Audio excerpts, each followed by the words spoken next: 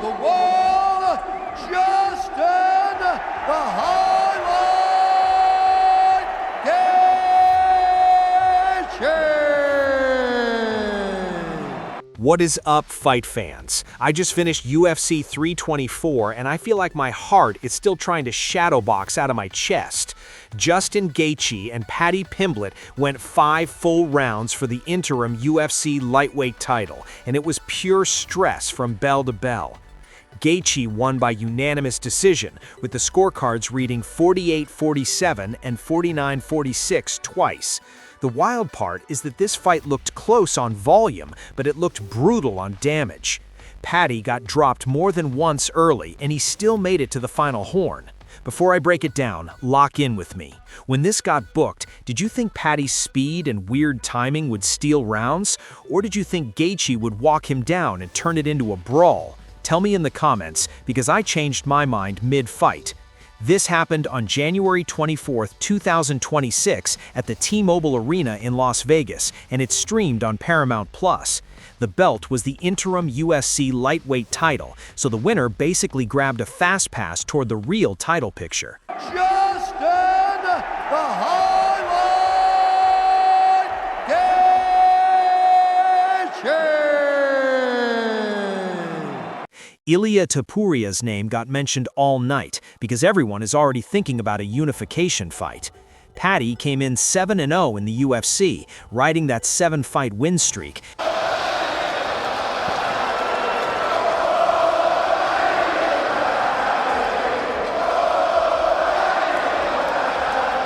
And he was the betting favorite. Gaethje came in at 37, the underdog, and still built for chaos. Mark Goddard was the referee, and the judges were Mike Bell, Derek Cleary, and Sal D'Amato. Going in, this was a test of space and nerves. Paddy wanted to touch and move, then jump in with a combo. Gaethje wanted to march, crowd him, and make every exchange loud. One mistake could turn into a knockdown and a title swing.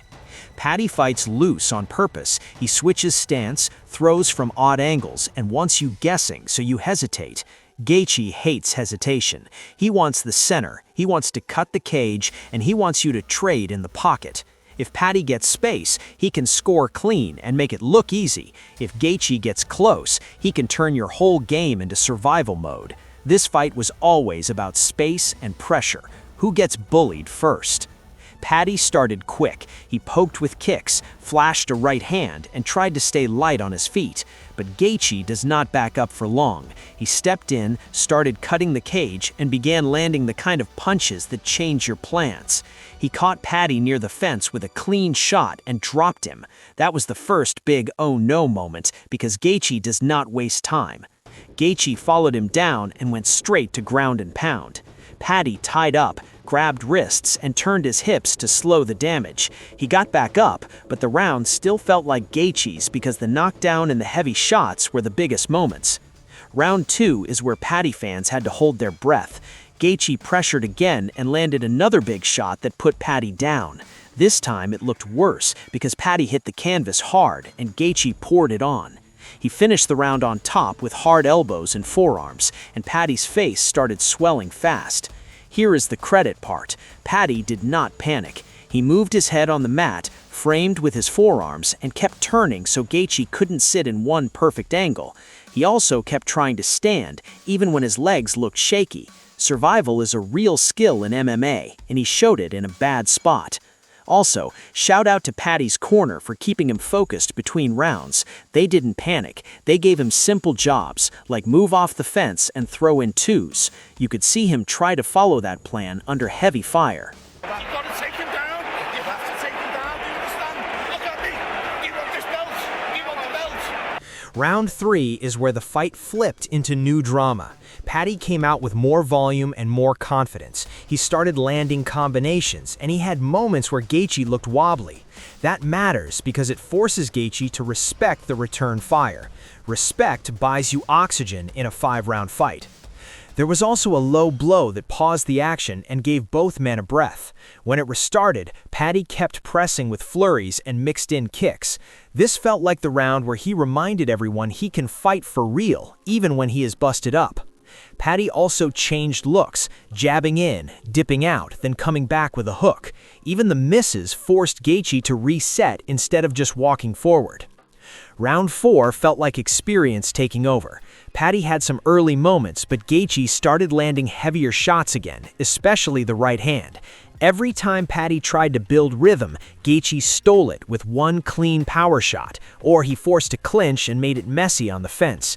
This is where Gaethje's pressure is a weapon. He makes you fight tired, and he makes your breaks shorter. By the end of the round, the damage picture was clear. Paddy still throwing, but Gaethje's shots were louder and heavier, and that kind of impact sticks in a judge's mind. Gaethje kept touching, then sitting down on power. Quick jab, quick leg kick, then boom. Pressure plus timing kept Paddy from settling. Round 5, pure survival mode. Going into the 5th, you could feel Paddy hunting for something big. He pushed the pace, threw in combinations, and he even dug for a takedown to change the feel of the fight. Gaethje defended it, made him work on the fence, and then separated and landed the harder right hands again. Paddy still fired back with knees and late flurries because that is his style. He keeps trying to flip the moment. The last minute was both guys swinging hard. Gaethje stayed composed, landed the cleaner power shots, and Paddy kept throwing until the final horn. I gave Gaethje round 1 and round 2 because of the knockdowns and the damage. I gave Paddy round 3 because he landed clean and had Gaethje wobble. I gave Gaethje round 4 because of the heavier right hands and the pressure.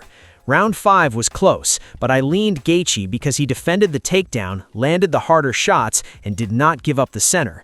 When the cards came back 49-46, 49-46, and 48-47, that made sense to me. If you scored it different, I get it. Just tell me which round you flipped. So how did the Baddy survive 25 minutes of hell?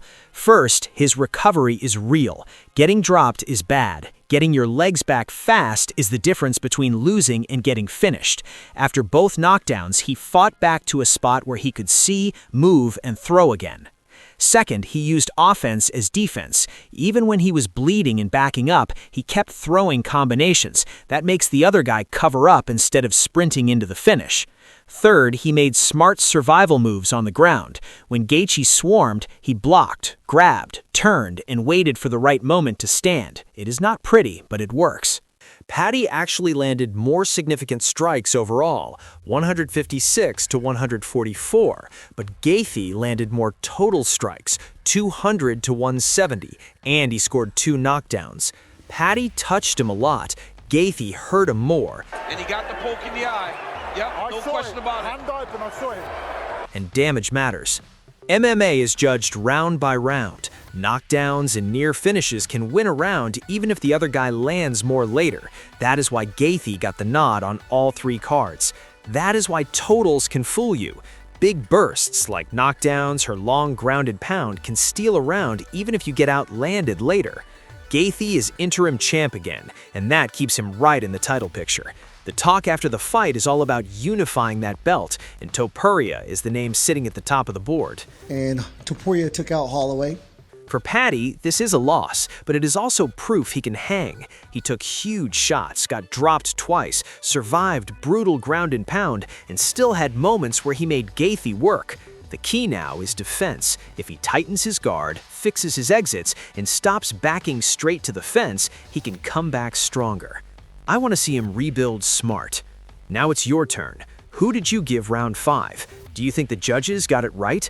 And what do you want next? Gaethje versus Topuria for the real belt, or a different matchup first? If you enjoyed this breakdown, hit like, subscribe, and drop your scorecard in the comments, because after UFC 324, I am ready for more chaos. If you're a Paddy fan, do not take this as hate. Surviving this kind of loss can level you up. If you're a Gaethje fan, enjoy it, because wars like this are hard at 37. Respect to both guys.